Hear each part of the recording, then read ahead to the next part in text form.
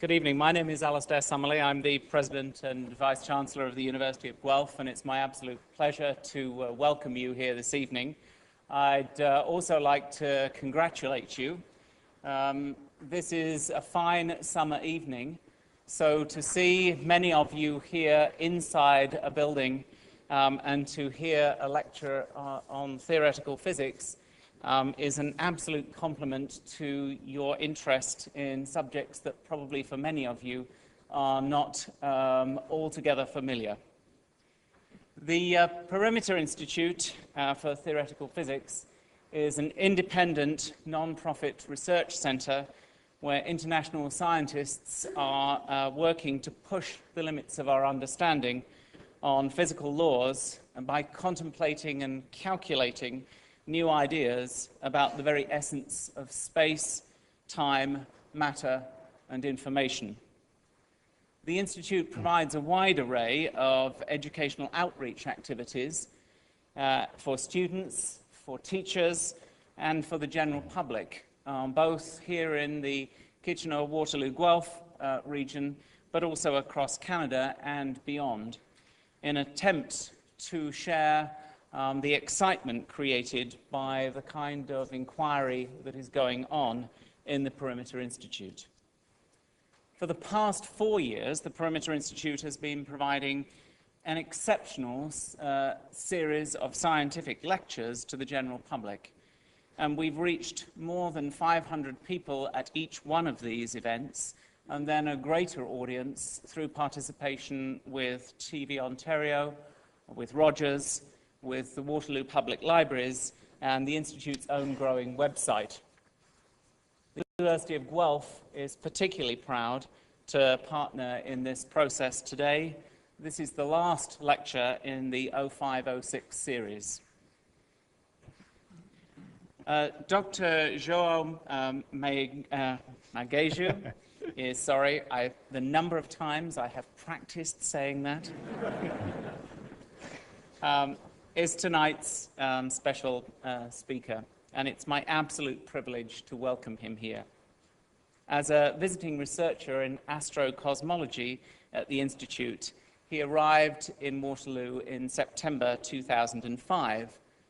He's actually on leave from Imperial College in London, England, where he has been a Royal Society University Research Fellow, a lecturer, and in 2002, was named a reader in physics. He's been a research fellow at the University of California, Berkeley, at Princeton, and a research fellow at Cambridge. Author of a scholarly work that turned into a bestseller and now been translated into 13 different languages. It's quite amazing to think that an individual who has created ideas about the varying speed of light should be able to communicate so readily with a vast majority of people. In fact, João's book, Faster Than the Speed of Light, challenges the famous C in Einstein's E=mc². Demand as a public speaker in both scientific sessions and in general sessions on the television, on the radio, simply because João is able to translate those scientific ideas and concepts into the kind of parlance that we in the general public understand. Recently, João has agreed to stay for another year in Canada and will continue working at the Perimeter Institute, which I'm sure is a great benefit to the Institute and to those around. And I hope, João, that you will continue to enjoy being here in Canada. So, ladies and gentlemen, will you join me in extending a special welcome to tonight's speaker, Dr. João Magejo. Thank you very much.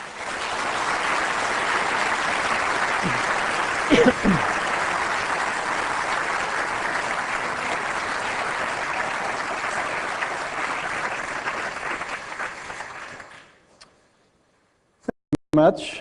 First of all, can everyone hear me? I'm not sure. It's okay, cool. So what I will be talking about today is a somewhat philosophical issue. It might sound like a metaphysical issue. Essentially this question, could the laws of physics change? And I should have warned you immediately, I'm not going to answer the question. And what I'm going to try and do is show that this is actually, although it sounds philosophical, it can be cast in a very physical, very physics-based language. And that's precisely where the idea of a varying speed of light comes in. So by this I should warn you, I mean, this is not, I'm not saying the laws of physics change because we realize we made a mistake, and therefore our perception of the laws of physics changed. I mean, the laws themselves changing, and this is a really kind of controversial thing. What you're saying is that the universe is making things up as it goes along, that there is this idea that the universe evolves, and the rules it uses for its development, the rules themselves could actually be changing in time. And this is, if you think a bit about this, this is actually quite difficult to implement in any kind of framework, because if the laws are changing, it could be there is a law above it that's telling how the laws we see are changing.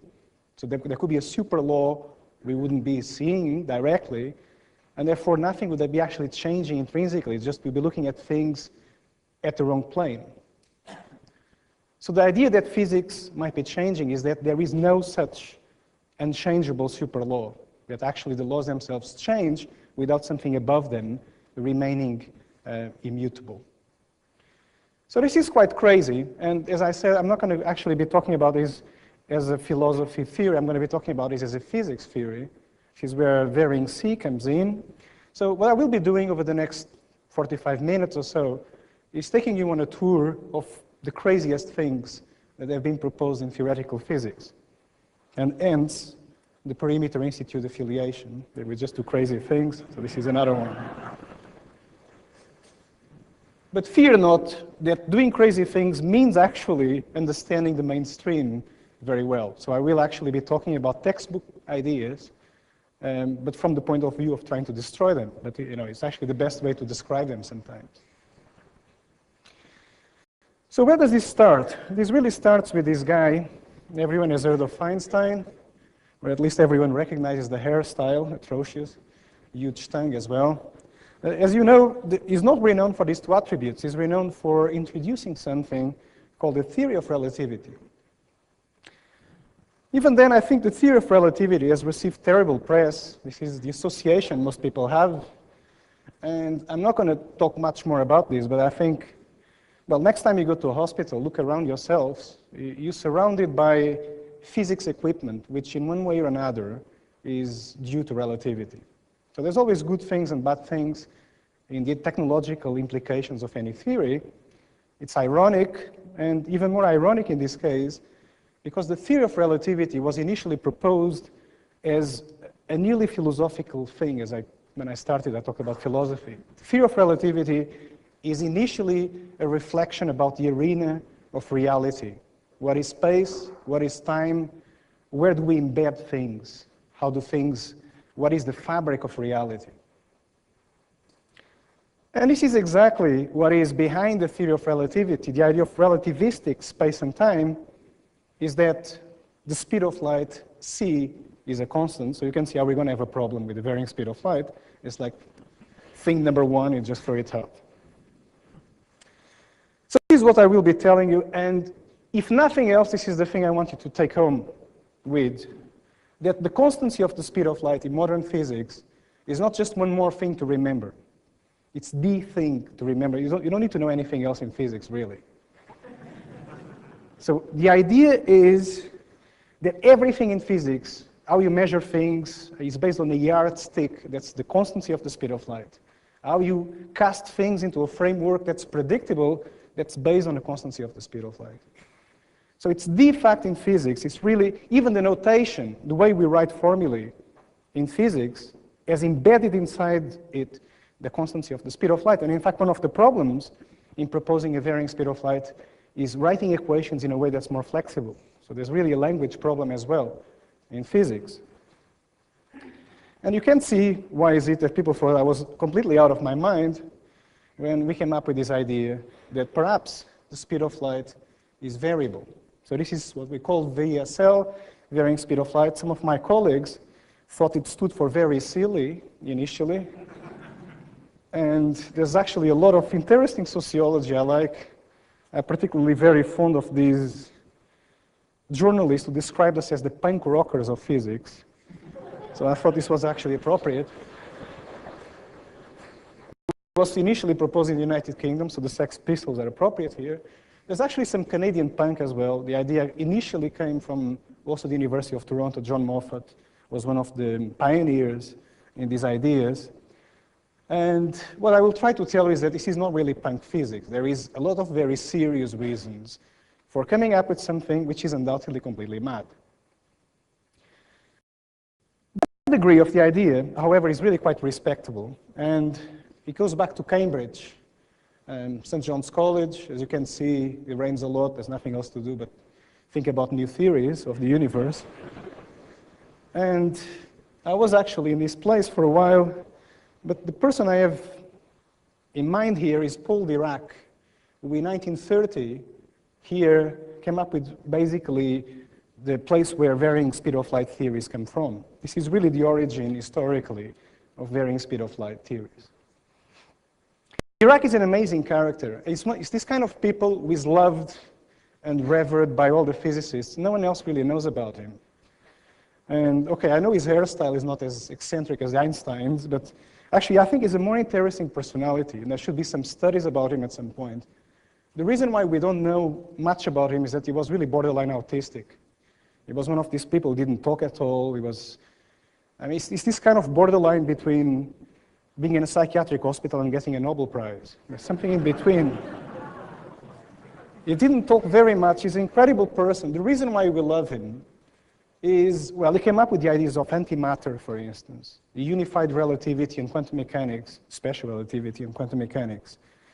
He really gave us a lot of, at least as much as Einstein, I would argue, of modern physics. But for the purpose of this talk, he really introduced the idea of varying constants. In a paper he wrote in 1930, and I'm going to read a bit from this paper because I think I'm going to comment on it because I think it's very telling. It's a very strange paper. He wrote this paper while he was on a honeymoon, which is, I think he explained, I don't know what his wife thought about this, but let me read what he said at the time. He said, one field of work in which there has been too much speculation is cosmology. We'll talk about cosmology in a bit. There are very few hard facts to go on, but theoretical workers have been busy constructing various models for the universe based on any assumptions that they fancy. This is very English, fancy. These models are probably all wrong. It's a funny thing, he didn't talk very much, but he offended everyone whenever he said anything. It is usually assumed that the laws of nature have always been the same as they are now. It means changing laws. You can see this coming. There is no justification for this. The laws may be changing, and in particular quantities which are considered to be constants of nature, for example, the speed of light, may be varying with cosmological time. Such variations would completely upset the model makers.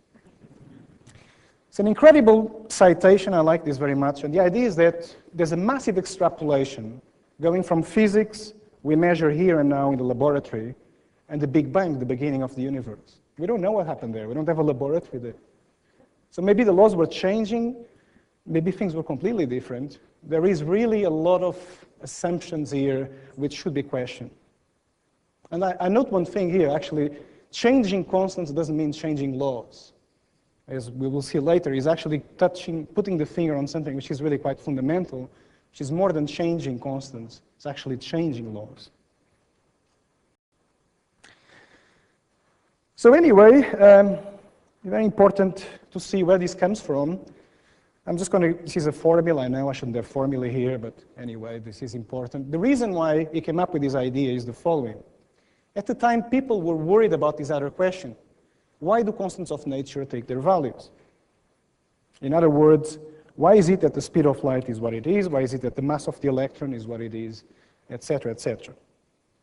So just to give you an example, if you take the speed of light, Planck's constant, the electric charge, and you come up with this combination, this is something which will come in later in the talk. It's something called alpha, or the fine structure constant, which is observed in the laboratory to be approximately 1 over 137. So the question is, why 137? What's the reason for this? Know why is it that pi is what it is? Pi is 3.14, etc., for a good geometrical reason. There's a series, a mathematical series, which gives 3.14, etc. So Heisenberg was the first one to come up with this idea that perhaps for the same reason we know why pi is what it is, we would know why alpha is what it is, etc., etc. And Heisenberg was the guy who proposed actually this coincidence. Actually, alpha is approximately pi over this combination of numbers. So this is not very satisfactory. This is the reason why Dirac was a bit annoyed. It's a bit like, black magic. It's a coincidence. It's numerology. He became even more annoyed when people improved on this number and Heisenberg came up with this formula. So this has all the symptoms of a bad idea. This is clearly something. I mean, a good idea, things get more complicated and the idea stays simple. This is ridiculous. Okay. So the idea of Dirac was that maybe one explanation is precisely that they're not constant. The constants of nature, maybe what they are is fields which are very rigid, soak up a lot of energy to vary in space and to vary in time, and therefore they give us the impression that they're constant. But they're only constant because we live in a very boring environment, in a very cold universe. If you go near the Big Bang, and you can soak up all the energy in the Big Bang, or if you go near a black hole, then the fluidity of these fields will become apparent, and in fact you would see that these constants are actually variable.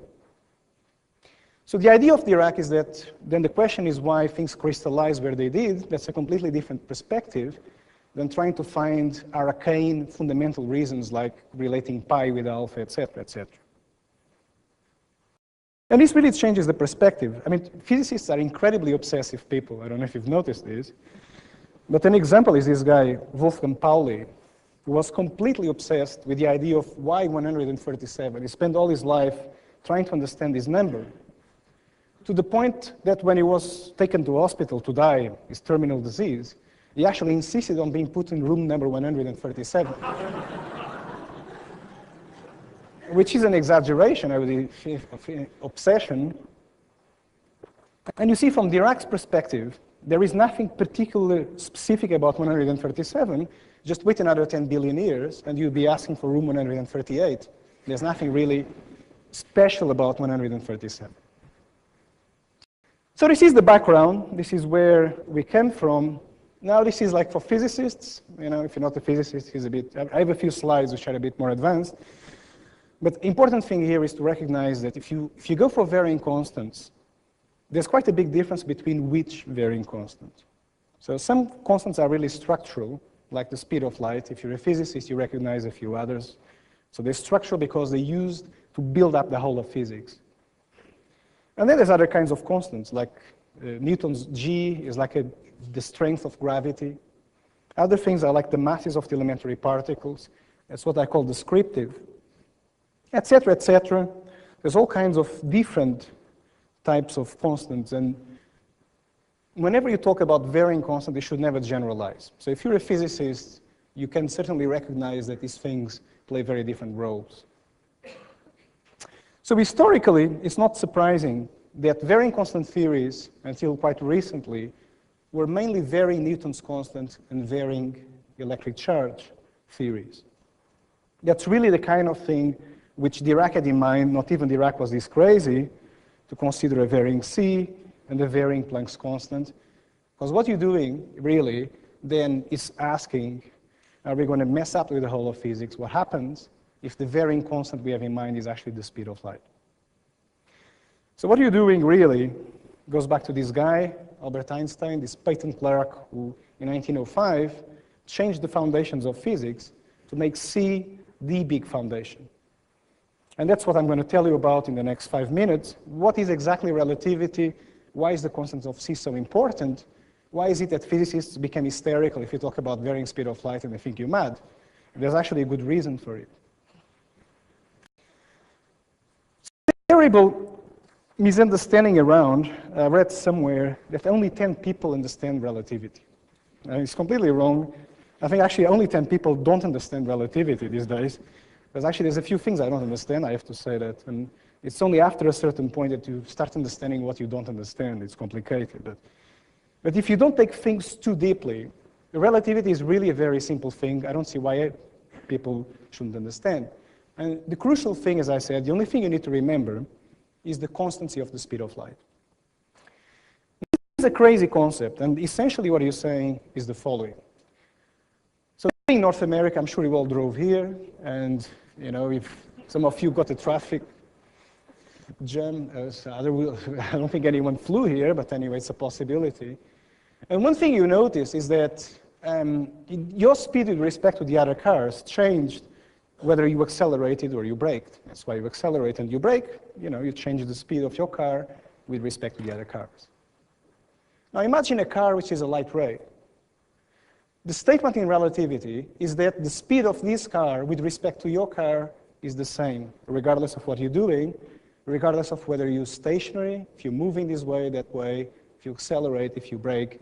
If you measure the speed of this light ray, you always get the same thing. And this is completely mad. I mean, this is completely crazy, and all you're saying, in a way, immediately, is that some of these preconceptions about what is space and time has got to break to accommodate this idea that the speeds, the relative speeds, are not just additive things, but actually they stay constant if you have something like a light ray. A word about the solution. The solution is the following. The only way for everyone to measure the same speed of light is for time and space to be relative. So if the speed of light is the same for all these cars, the way time and space is perceived has got to be relative and be different for all these other cars. And specifically, the conclusion of relativity is that time dilates for moving observers. If you have two twins and one goes around the universe very fast, when it comes back, the one that stayed at home is much older. And things contract in the direction of motion. They kind of squeeze if they're moving. So to some extent, moving close to the speed of light is the ultimate health diet. It keeps you young. And it slims you as well in this direction. So it's two things in one. It is basically what is inside relativity, these two concepts. So this is one thing to remember. This is very important later on for various things I have to tell you. The other one, which is very annoying for science fiction films, is that the speed of light is a speed limit. So if the speed of light, if this guy doesn't change its speed, regardless of what I do, I can accelerate, I can brake, I can do whatever I want. I will never overtake light, so light is a speed limit. And this means that really we are stuck in our corner of the universe. To get out of the galaxy would take 1,000,000 years, probably. And this is really a complete disaster for science fiction, if you think a bit about it. So this is, in a nutshell, what relativity has to tell you. And it has become so ingrained in actual, what people know in general, that the general resonance box of facts. People know that the other day, last time I had a birthday, someone sent me a birthday card with Einstein. And this is one of the most insulting birthday cards I've ever got in my life. Upon opening it, it says, "The speed of light may be absolute, but age is relative. Have a great birthday."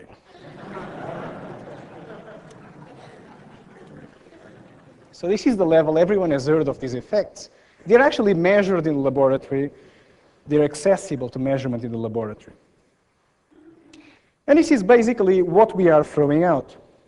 So the punk rockers means essentially throwing out these things which you may not appreciate it. You know about these effects, but you may not appreciate. This is really the foundation of everything in physics. And what you're doing here is basically asking the question, is this really that rock solid? Are there good reasons for giving this up? Why are we doing this? So before addressing that question, I always like to put a sociology point here, which is not widely known, but I think is very important. And it's essentially that this guy here, Albert Einstein, was actually the first person to propose a varying speed of light theory. In 1911, This is not widely known, and he did it for reasons which, meanwhile, he changed his mind. But the point remains that the man who invented what is now a dogma wasn't dogmatic about it himself. He was the first person who was ready to give up the constancy of the speed of light if he could see a good reason for doing it. So this 1911 theory is irrelevant for the rest of the talk, but does make this point. If you have good reasons in physics for giving up what you think is a good, strong foundational principle, you should. And this is basically the message to take from this. Of course, there are many jokes about this, completely inappropriate. Einstein was in Prague at the time, and people have made comments about the lifestyle he had in Prague, which was completely, anyway. But he did actually come up with his papers, which I think are very important. So for the rest of this talk, this is basically what I'm going to be telling you. I'm going to be introducing the main reasons for proposing a varying speed of light theory. What exactly motivated us? And I'll tell you about two things. One is cosmology. That's essentially the reason why initially the idea was proposed. More recently is this search for the grand unified theory. I'll briefly tell you about what is a grand unified theory, why we're trying to unify everything, why are people at Perimeter Institute going completely crazy about these and wasting their time on things which will never go anywhere, or maybe they will, we don't know. There is a connection between these two things. And then finally, I'll tell you why there is actually some observational evidence for a varying speed of light. So this is the three things I want to tell you. And then I may finish with some philosophical discussion on what is variability of the laws of nature, and why is it that it's better to cast this philosophical concept in the framework of a varying sea. It's very easy to waffle and waffle and waffle about varying laws, but you need some framework for things to actually be meaningful, and I think a varying sea is a good example of that. Okay, so let me tell you a bit about cosmology. This is what I normally write as a job description in visa applications, and I go through passports, through airports and things like that. People always look at me very strangely. Cosmologist, what is that? Is it a priest? Is it an astrologer? What is it? And it is indeed a strange concept. I hadn't appreciated this until recently, but you're asking momentous questions. You're asking, where did the universe come from? How big is the universe? How old is the universe? And ominously, will there be an end for the universe? So they're really quite deep questions, which used to be the preserve of theology, and which now we're saying, oh, this is a branch of physics. So whenever I say, oh, no, I'm a physicist, people think I'm lying, because at this point, why is it physicists build bridges? That's completely different, addressing these questions. But the idea behind cosmology is that the physics behind building a bridge and the physics behind addressing these questions is exactly the same. And you should use the same tools for addressing these questions. So cosmology is actually an experimental science. Not that we can repeat the experiment, obviously. You cannot go and produce a universe in a laboratory. But the idea is that you can look at the end product with a telescope. And this is what this guy did. This guy is called Edwin Hubble. He's a very important, influential cosmologist. He's the first cosmologist. He's the guy who opened up the idea that the universe is made of galaxies, a much bigger thing than what we thought. Funnily enough, he was a lawyer. He gave up his job. I think he had personal money, so he didn't care about it anyway, but he found that it was much more interesting to look at the sky. And what he discovered was something completely crazy. He discovered that if you look at the universe with the right techniques, the universe is bigger than what we think. It's not made of stars. It's made of much bigger things called galaxies. And what actually happens is that the universe is expanding. So what he discovered is that the galaxies are receding away from each other. Now, there's a lot of misunderstandings about these. The expansion of the universe is really not a real movement. So it's more like space is being created in between things. The expansion of the universe is not the movement of galaxies receding away from each other, it's the creation of space in between the galaxies.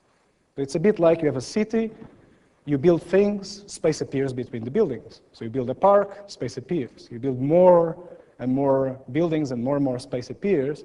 So it's like every urban architect's dream. It's something which goes on forever. There's like a creation of space. And that's what is happening inside the universe when you say the universe is expanding. And you should think of it that way. rather than the idea of something moving, galaxies moving.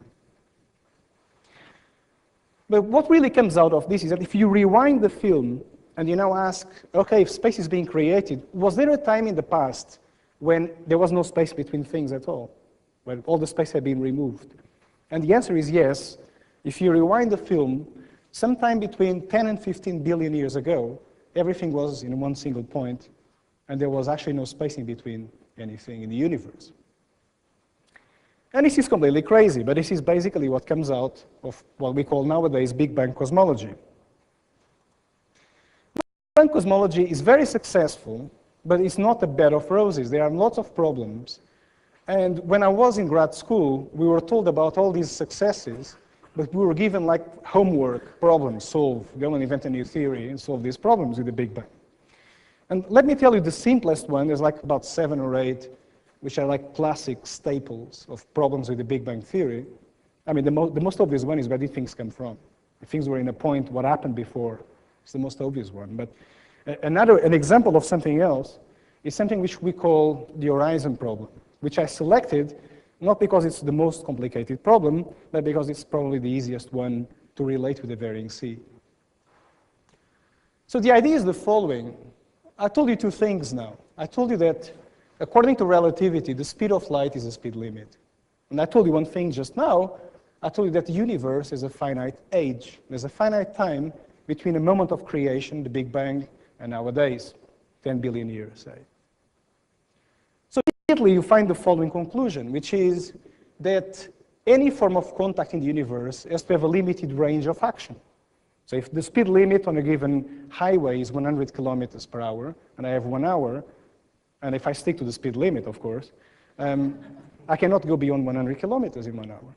So likewise, in a universe which is 10 billion years old, there must be some kind of horizon, some kind of region beyond which I cannot travel, I cannot propagate, I cannot get information across, which is the distance the light would have covered, which is actually 10 billion light years. So something which we call the horizon effect in a Big Bang universe, and immediately the problem is that the horizon gets very small as we go backwards in time. So when the universe is very, very young, the distance that information can have traveled is very, very small, because the speed of light is still the speed limit, and now I have less and less time. So I end up with this picture that the early universe, the baby universe, is completely fragmented into completely disconnected regions, which we call the horizons. Very serious as a problem, because then, as physicists, we want to explain why is it that the universe is the same everywhere we look. Same radiation, same galaxies, same properties everywhere we go. Well, normally things become the same by coming into contact with each other. So I have hot things, cold things, I bring them together, same temperature, milk and coffee, I stir it, milky coffee, etc., etc. I would like to have a similar reason for why the universe is so homogeneous, so the same everywhere. And what you say with the horizon problem is that because I have this fragmentation of the universe into regions which are completely oblivious of the rest of the universe, I cannot have such an equilibration mechanism because I don't have contact between things. So this is really, at the simplest way, this is really where the varying speed of light theory comes from. So much like this statement by Landau, cosmologists are often wrong but seldom in doubt. It's a great quote, and I think it's true. This goes also back to the Dirac honeymoon paper, where he actually question about how certain cosmologists are of everything all the time. So they get into problems because they assume too much, and then they get stuck and they just continue to assume too much. And I think it's completely obvious that one way to solve this problem is precisely to raise the speed limit in the early universe. This is the most naive thing to do. And indeed, there's nothing particularly intelligent about this. The difficult thing is now to come across with something which is a theory, which has a varying speed of light, and which explains the horizon problem. Essentially where a varying sea came from initially. It was basically this kind of insight about solving the horizon problem just by allowing things to travel faster in the early universe, very much faster than nowadays. The thing which has been very difficult over the past 10 years or so is do this consistently and come up with something which is as solid as relativity, but which contains this feature. One aspect of the story, let me tell you about the other two. Well, the second one is really quite a tough one. The second one has got to do with unification. And this is one thing which you may have heard, this is what physicists, theoretical physicists, are all trying to do these days. They're trying to do something which is to bring together lots of theories into a single theory. So electricity, magnetism, nuclear forces, gravity. The idea is that at the moment we have all these different theories. It's like different political parties or whatever. There's very different ways of describing different aspects of nature. And what you'd like to do is to have one thing which unifies all these different theories. So it's actually widely known because of this picture. This is Einstein's office as he left it just before he died. And this is the thing he was trying to find out at the time. So the idea of a grand unified theory, something which would bring together gravity, light, electricity, magnetism, etc., is the thing he tried to do until the end, and which he failed completely. We haven't done much better, and I found myself stupidly trying to read what he was actually writing. Maybe there was a solution there.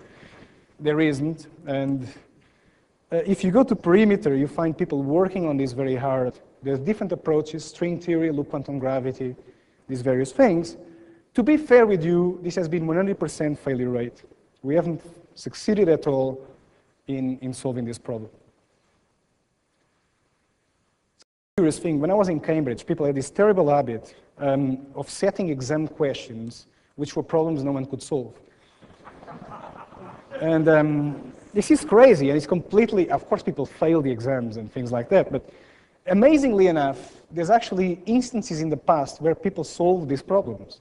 And Maxwell, for instance, is one example of someone who solved Stokes' theorem before actually Stokes could find a proof himself. So under the pressure of an exam, sometimes you really have good ideas, obviously. So I'm not aware of anyone trying to play this game and like unify gravity with the rest of the forces in an exam question. But this would be a very good example of something which could go as a question like that. So let me just tell you my perspective on this and why this relates with the varying C. I'm not going to give you the answer, and I don't think anyone has the answer, but I think now we know why we have failed. And this is something which goes through a very simple reasoning. This is basically 3 steps. And this goes back to things I introduced during this talk, so you cannot complain and say, I don't know about that, because I've told you about that already. But the basic point is that gravity is the thing that always stands apart. So it's actually very easy to unify light, electricity, magnetism, and nuclear forces.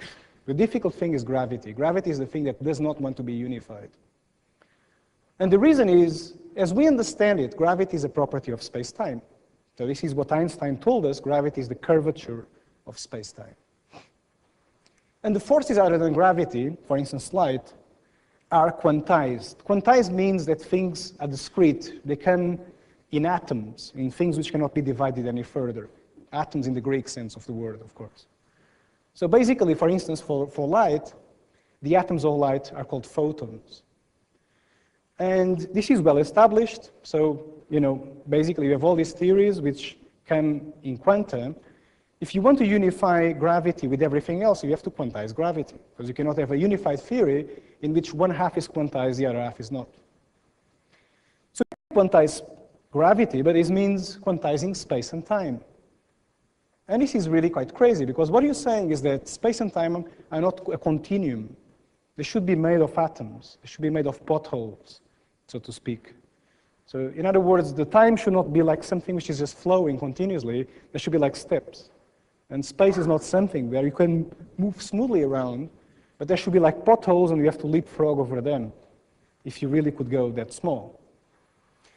So unifying all the forces of nature means proposing something called the Planck length and Planck time, which would be the atoms of space and the atoms of time. So the idea, but then immediately you get a paradox. And the paradox is, ask what kind of objects would perceive the effects of quantum gravity. And clearly you need something which is very small, because if you have something which is big, you just skim through the potholes of space. You need a microscope or something really small that would be forced to leapfrog over these quanta of space.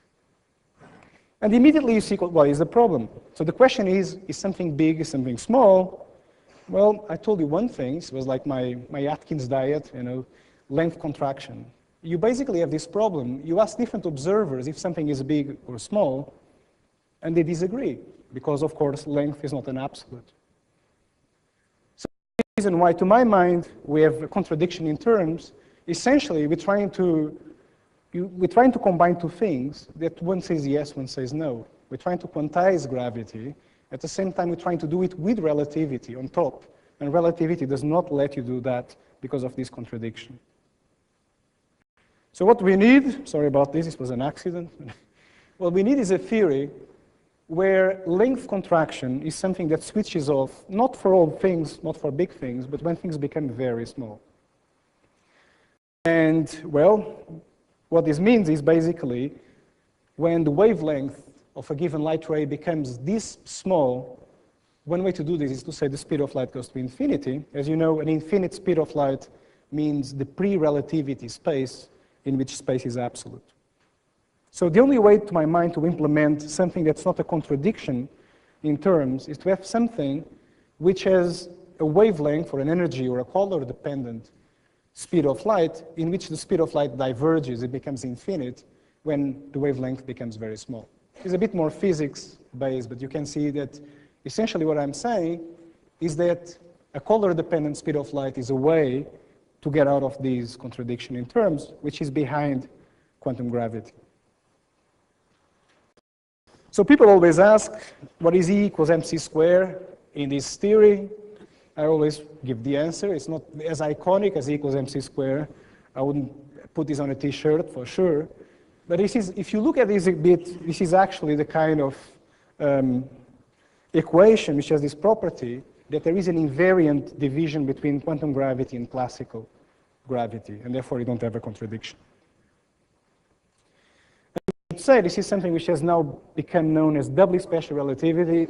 It's not a solution to unification, but it's something which is like a middle ground, which is not really the final answer to unification, but it's more like a way of trying to sip observations, to get observations into the theory before we have the final theory. On to the next thing, the last thing I want to tell you. Last thing I want to tell you is actually about observations. The last two things were really very theoretical. And all I gave you is my perspective as a theorist, as a cosmologist, as someone working on quantum gravity, for why it would be a good thing to have a varying C. But of course, in the end, the question is it true or is it not true? And this is something which came surprisingly a year after we wrote our first paper on varying C. Sometimes you get these surprises. There were some astronomers looking at the sky, looking at measurements of things which can be seen as measurements of varying C, of C in the early universe, and they found observational evidence for these variations. So this is quite a strange thing. I should tell you that I'm going to concentrate on one type of varying speed of light theories, the ones in which there's variations in time. I told you there's theories in which the color is a factor as well, but they're more complicated. They also have interesting implications. And this is what happened. So at the time, there were a number of people working with this telescope in Hawaii. People always ask why Hawaii. It's actually, there's a good reason for that. It's not just a nice holiday at the end of the observations. But this is the Keck telescope in Hawaii, where there's really a very good way of looking at the very deep universe, a very early universe. And this is something which is not widely appreciated, but cosmologists, in a way, are much better off than archaeologists. Archaeologists are people who have to rely on relics of the past, whereas cosmologists can just look directly into the past. The reason being that when you look at the star, which is very far away, you're looking at light that left a long time ago and has been traveling towards you.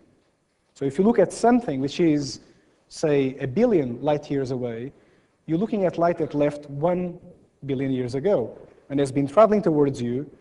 And now we have this really there's this time lag between observing and emitting that allows us to look directly into the past. So we're not inferring the past, we're actually looking into the past when we look very far away. When I say far away, that means long ago. So far away, long ago are equivalent in observational cosmology. guys have been doing is looking at these beautiful things called quasars. So these things are really, really on the far outer edges of the universe. These things are close to 10 billion light years away, which means we're really looking at the very, very early universe, not quite the Big Bang, but we're looking at the universe very, very early on. This is the baby universe, really, we're looking at. And what these people found is that they could actually measure this crazy thing which led Pauli to go into room 137.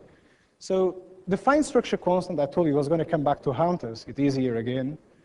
What these guys can measure is actually alpha as it was at the time at which this light was emitted. So you can see immediately you have access to these various things, the electric charge, the speed of light, the Planck's constant. You can measure this combination very accurately by looking at this light from quasars. So they developed this technique. Basically, the idea is very simple. You just look at this light, and it contains these lines. So if you just have a dispersion of this light with the prism, you get the rainbow. Typically, you find these lines on top of it. And these lines describe the way the atoms, the different levels in energy in the atoms as they were at the time. And you can actually look at the way these things split. And basically, the way these lines split gives you a direct measurement of this quantity alpha, which I described earlier on. So what they've done, this is very easy to say, this is an incredibly difficult thing to do. And this has been going on for maybe 7 years now, and this is what they found. What they found is, if you just plot the look-back time, so this is further and further back in time, further and further away in space, and this is essentially the plots of what you see for alpha. And you see that alpha becomes smaller. This is blown up. It's a tiny thing. We're not talking about the big variations we need for explaining the horizon problem. We're talking about the residue some 10 billion years ago. And this is basically what they seem to have observed. They seem to have this very, very kind of nuance here, this feature, which is very significant.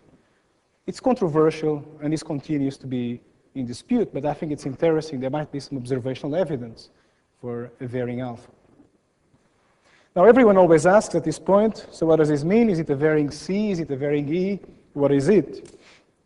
And I don't know if there's any physics students here, so I'm going to leave this as a problem for the student. And I'm going to give you a hint, though. So this is, you can actually address the question. If you have a varying alpha, is it a varying C or whatever it is?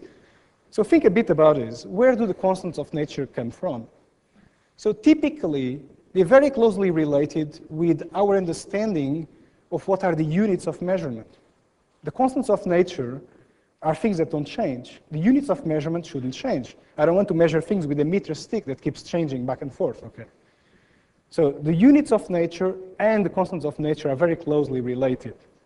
And for example, it is again for the physics student in the audience, Newton's law is the statement that the force of gravity decreases with this combination, and therefore you get this proportionality constant, that's Newton's constant. Well, Galileo, before Newton, thought actually the acceleration of gravity was a constant. So this is what you use whenever you launch a rocket into space. Gravity becomes weaker and weaker in height.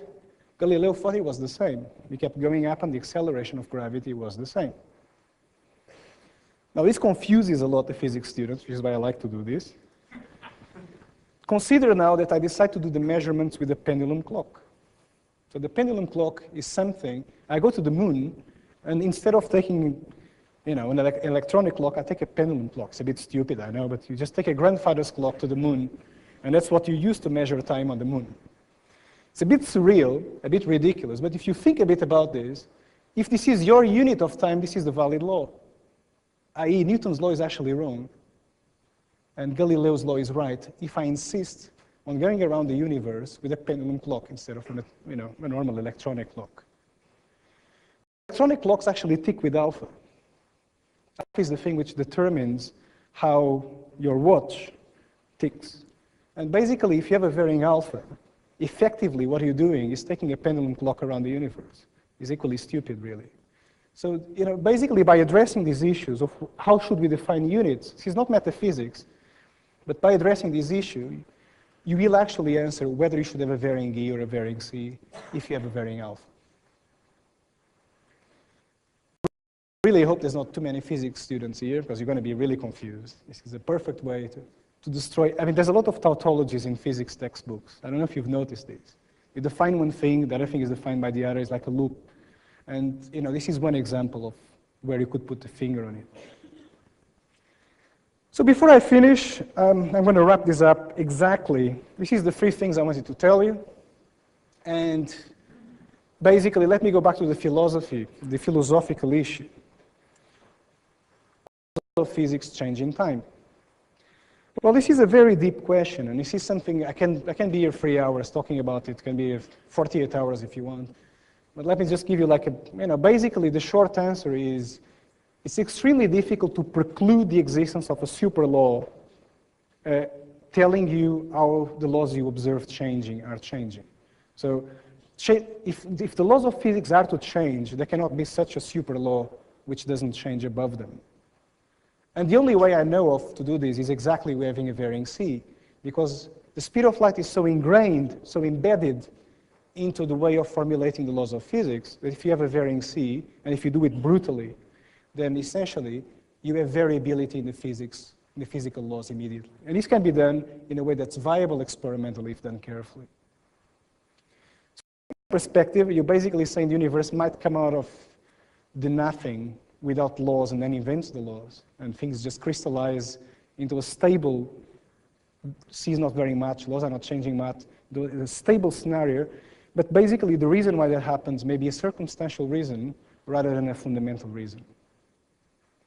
And I think I should leave it here. Let me just conclude. As I said, if I start going on this, it's going to be 3 hours. So maybe let me just conclude by stating that the varying C theories are quite a strange thing, given that in 1905, Einstein proposed the theory of relativity. It's curious that actually the first varying constant theory I know of was proposed by Kelvin experimentally in 1874 and was a varying speed of light. So this kind of openness of mind was something which was possible before 1905.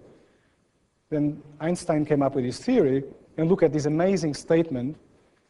In 1930, Eddington said, a variation in C is self-contradictory. This is an incredibly stupid thing to say if you think a bit about this.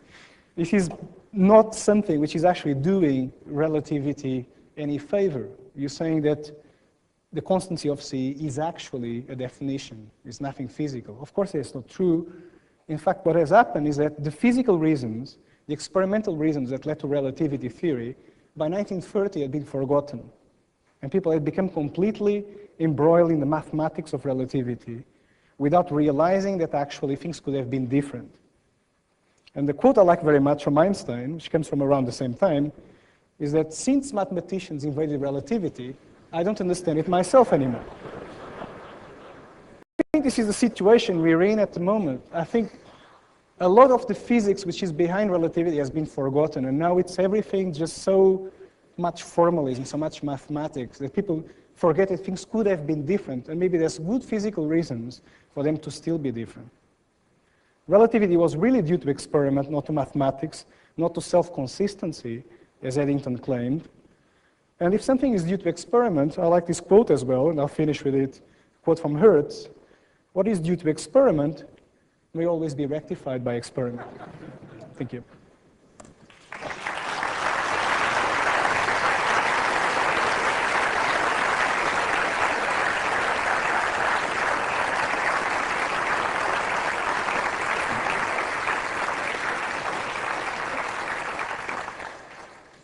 Thank you very much. Are you comfortable responding to questions? There are, I think, some microphones around that people have, so if you would just like to hold your hand up and a microphone will come your way. Could you just wait for the microphone to arrive before you start your question? Thank you. If the speed of light can be variable, would the speed of light change all over the universe at the same time as the universe aged? Or is it possible that the speed of light could be different in different parts of the universe? Yeah, very good question. So when I say the speed of light changes in time, it's in the same approximation, which isn't very good, in which I say the temperature of the universe changes in time. Of course, it's not exactly the same everywhere. So in that approximation in which I smooth all the galaxies and everything looks the same everywhere, the only variation is indeed in time, but I have to look big if this is to make any sense. If I look small, if I look around the solar system or near a black hole, then the variation is in space, as you pointed out. And this is something that comes out of the equations. So what you do is you come up with a theory in which the speed of light depends on the environment. If the environment is the same everywhere and is changing in time, like these models of the universe, which have this approximation, then it's just a time variation. If the environment is changing in space, as when you go around a black hole, then the speed of light changes in space as well. So that's the answer. Question at the back.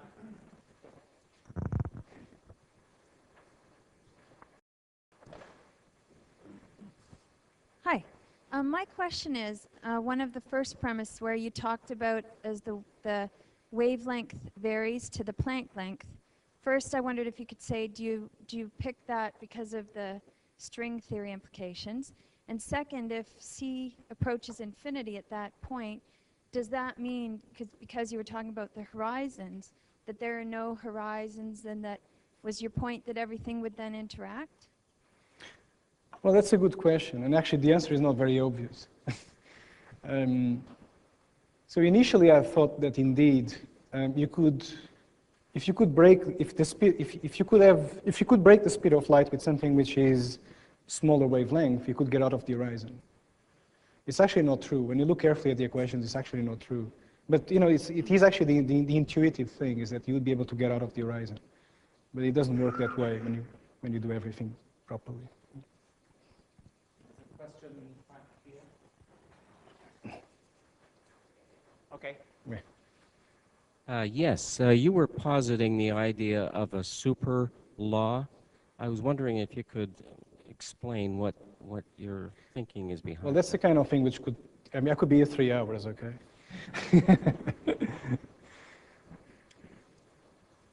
The idea of a super law, no, it's exactly the opposite. I was positing that there was no such thing as a super law if I saw the laws changing in time. So my definition of variability is, suppose I have some law of physics, and I see it changing in time. Then if I find a way, some pattern of changing, and I say, this is the law which makes this law change, then this law isn't changing, therefore there is a framework for non-variability. So if you say there's variability in physics, you're saying there is no such thing as this super law. Now, what this means physically is the following. And this is, okay, I'll try to stick to 2 minutes. I'll do my best. Okay. But basically, in physics, every time you have a quantity, you really have an invariance associated with it. So for example, there's no preferred direction in physics, fundamentally. There is one quantity, it's called angular momentum. Okay.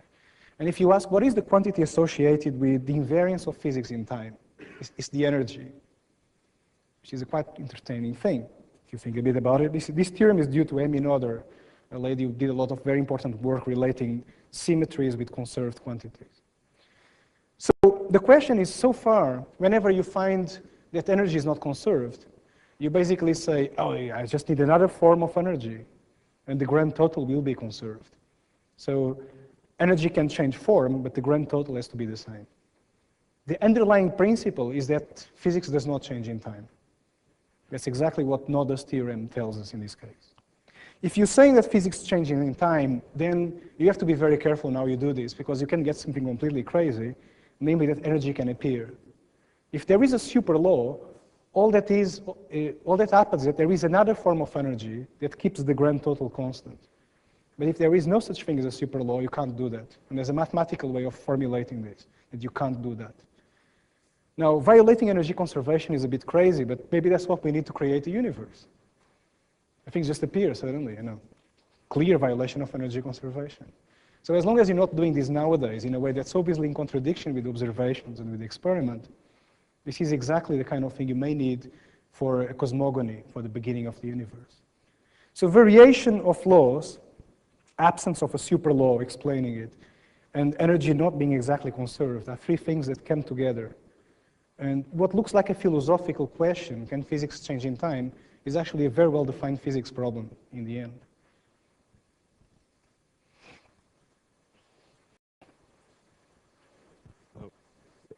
Hey there. You with me? No, over here. Yeah. Where is it? Hi. Oh, there. You mentioned there was an equation there that you wouldn't put on a T-shirt. I'm wondering, do you think there's a good reason to strive for elegance in physical theories? Say it again, sorry. Do you think there's a good reason to strive for elegance in physical theories? No, I think people have pursued elegance too much. I'm very happy to be ugly. I mean, I don't care about these matters. I think there's been a lot of obsession since Einstein with beauty in science. And this is exactly the problem, actually. I think the reason why we're stuck in quantum gravity is that we think we can get there just by seeking beautiful formulae. And I think it's exactly the opposite. What we need is observational data, is experiment, is input from the real world. Just because Einstein managed to get relativity, seeking beauty, doesn't mean we're going to be able to do that. I think there's a certain arrogance here, which is people seeking beauty like Einstein did, hoping that to get there just by that. I think that's very unlikely to work. I mean, Einstein was Einstein, we're not Einstein. Okay, I think it's my attitude. And I think if the final laws can be beautiful, great. If they're not, well, they're not. And I don't think we should go about using aesthetics as a criterion.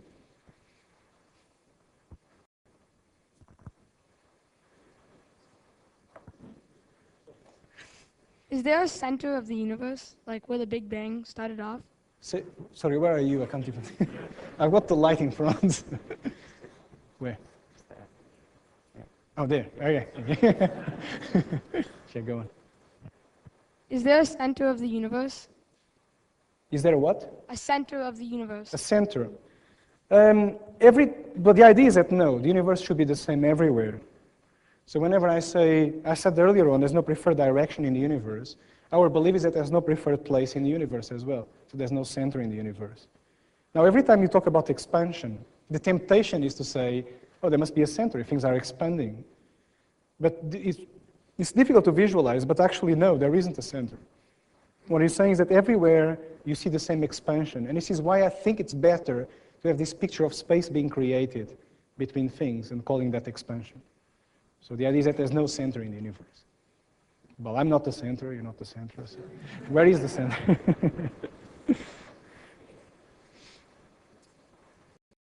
What little I've read about string theory, I thought string theory gave reasonable, theoretical, acceptable reasons for those numbers, like your fine structure constant. Am I mistaken?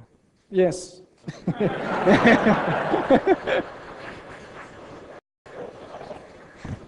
No, there isn't. There really isn't. And I don't think anyone, actually, string theory does have a varying alpha, curiously enough.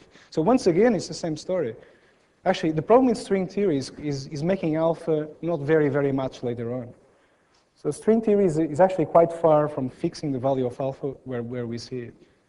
And there's a number of reasons for that, but so basically in string theory, you think there's lots of extra dimensions, which are all curled up and you don't see them. The size of the extra dimensions affects the value of alpha you observe. So if the extra dimensions are varying, alpha is varying, and it's very difficult to fix the extra dimensions at the right size to see alpha the way we see it, actually. So the problem actually gets even worse in string theory, but maybe that's the way to solve it, I'm not sure. But actually the problem in that respect gets even worse in string theory. Hi there, thanks for the excellent lecture. I have a question. You posit that there could be no super law, or that there might be no super law that dictates how things change in the universe. And then you argue that we need to measure it by observation. We need to go back to observation to see it. But isn't there a philosophical dilemma there that you could never find it because you would, like, how would you prove that you have found that there is no law that governs everything? No. I think there's a language misunderstanding here. So when I say that there's no super law, I'm not saying that I cannot write in a mathematical way how the laws are changing. I can do that. What I can't do is write an equation which doesn't have a time inside, which is above everything. So I mean, I'm still saying there is some kind of formula for c as a function of t. I showed you the plot, in fact, so I'm measuring it. So that doesn't preclude that maybe there is no law without a t inside. That's basically what I'm saying. It's a subtle difference, but it's actually a different thing. I'm not saying that the variation in c is unpredictable. It's predictable. It's just that there is no law without a t inside above it. That's what I'm saying. Yeah, hi. Haven't they already discovered particles that go faster than the speed of light? Or are they still theoretical ideas? And if so, isn't it then self-evident or obvious then that c isn't just constant? You're talking about tachyons, I think. Yeah, Which exactly. is, yeah, well, as far as I know, they haven't been discovered. If you look at these variations of varying c, in which the speed of light depends on the energy, in a way, energetic photons are tachyons in some respect. Now, you have to be very careful in the way you do this. I mean, if you do this very carelessly, what happens is that you can go back in time, you can kill your grandmother, all kinds of, all hell breaks loose, and you don't want that, okay? So you have to be careful with that. So I wouldn't call this color-dependent speed of light a tachyon because of that. Would you have to have a background-dependent theory rather than a background-independent theory for that to be so? That's some technical question. The way we did this is actually even worse. I mean, it's actually frame-dependent, full stop. So you break all things, you break relativity. I mean, relativity is based on two things: constancy of the speed of light and the principle of relativity. You don't need to break the second one to break the first. And there are ways of doing it. The way we did it initially broke everything. More recently, we actually have been able to do things background independent. We have. So.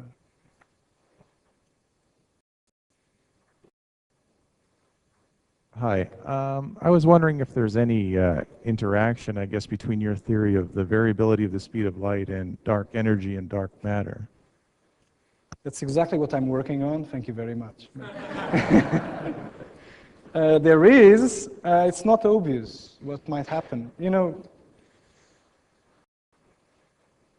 Really recent, last few months. But basically the idea is that, if you look, it's something which I find scandalous, but if you look at the universe, everything except this, the planets and the stars, everything which is in the sky, galaxies and so on, the way they rotate, does not follow Newtonian gravity.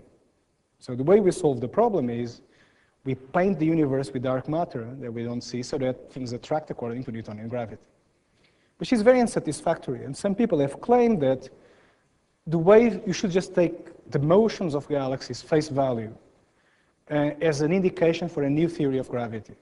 And this is something which was done many years ago by a number of people in Israel. And there is a connection with varying speed of light, actually. And it's something which wasn't obvious to me until about 6 months ago. And yeah, it's being worked out at the moment, basically.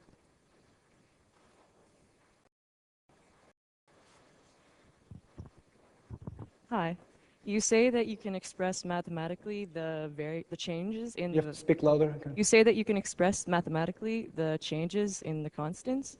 I'm just wondering what implications that has for physics. So it's a very abrupt variation in the beginning of the universe. So it's massive from near infinity to much smaller. And then it's essentially a very small variation later on. It's a very residual, very small variation later on. But there's a formula for that. You can work out the formula for that.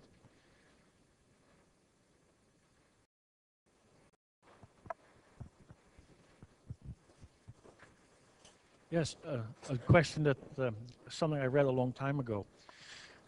Gravitational lensing, is that also an effect of change of light speed?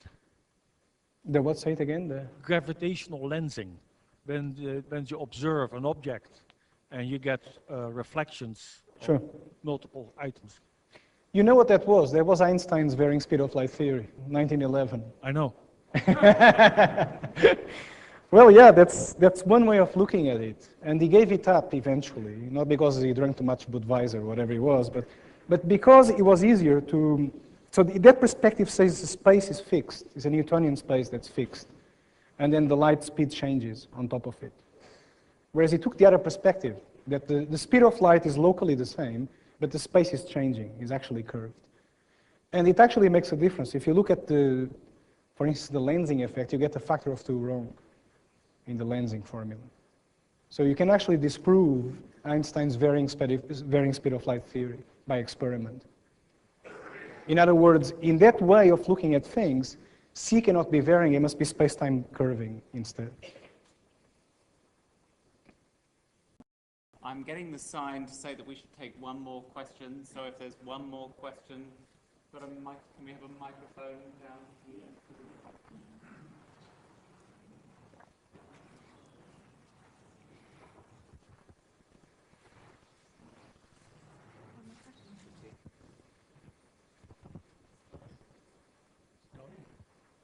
Hello? Oh, okay. Thanks.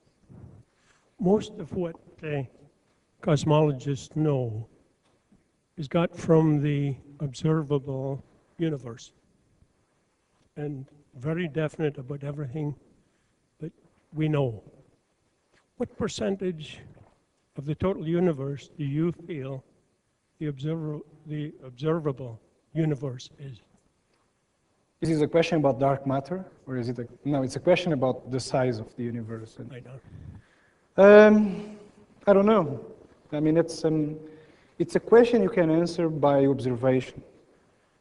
Because if the universe is a sphere, you can relate how much you can see with the size, because you can measure the radius of curvature. But it's not very satisfactory. I agree with you. So I don't know. Very appropriate place for us to finish. On behalf of the Perimeter Institute and the University of Guelph, would you join me in thanking Joao for a very entertaining and erudite lecture?